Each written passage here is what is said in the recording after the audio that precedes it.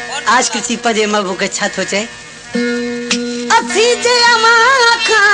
जुदाती वयासी ओ कसमवा खुदा जो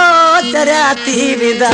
से अजे मोहब्बत ने था गलों का कदा ते जनी तराती विदा से अथी जे अमा खा जुदाती वयासी कसमवा खुदा जो तराती विदा से अजे मोहब्बत ने था गलों का कदा ते जनी तराती विदा से अजे मोहब्बत ने था गलों का कदा ते जनी तराती विदा से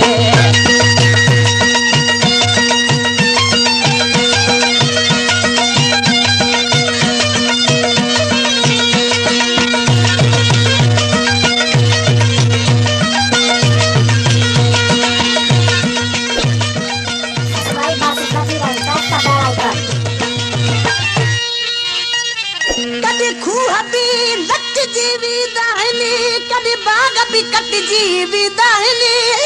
हेलो हेलो कदी खूह भी लट जीवी दाहिनी कदी बाग भी कट जीवी दाहिनी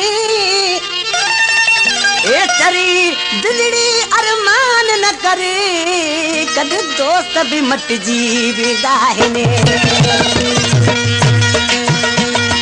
अमाजी त आदत करण वाजुदाई अची त हमेशा कैला वफाए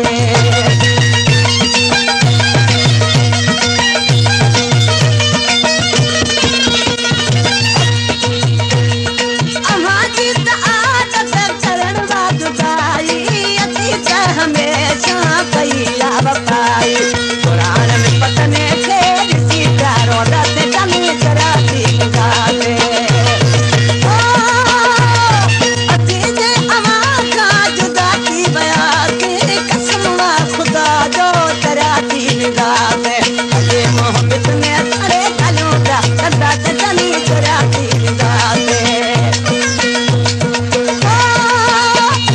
अति जे अमा का जुदाती बयाते कसमवा खुदा जो तराती गाते अजे मोहब्बत में सारे गलों का कदा से जनी तराती गलों का कदा से जनी तराती गाते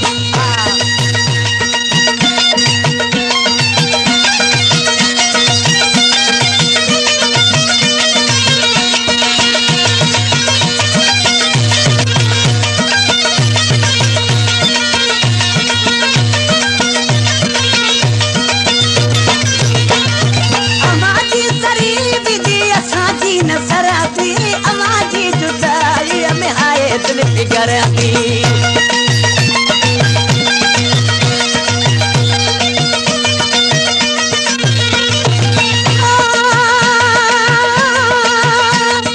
अमाजी सरी विधि असांजी न सराती अमाजी जुदाई में आए दिल फिगरती ताहू मारने के खटना बिता से जनी तराती विदा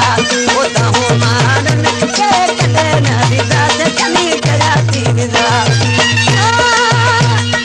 अति जे अमा का जुदाती वया से कसमवा खुदा जो तराती विदा पंजे मोहब्बत में सड़े गलों का कदा से जनी तराती विदा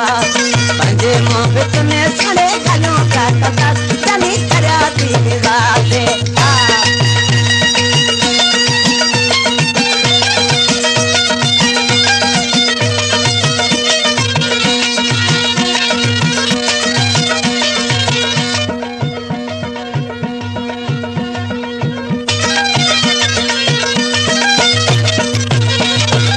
मुर्शिद माजूर अली शाह अज मुझे सामू बैठो मुझे खुशी आहे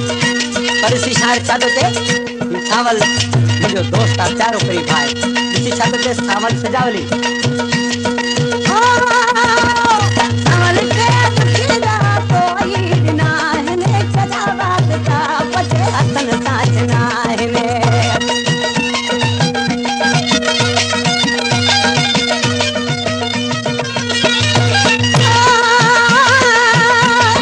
सावल का कोई दुखेरा ना है ने सजावत का पते हसन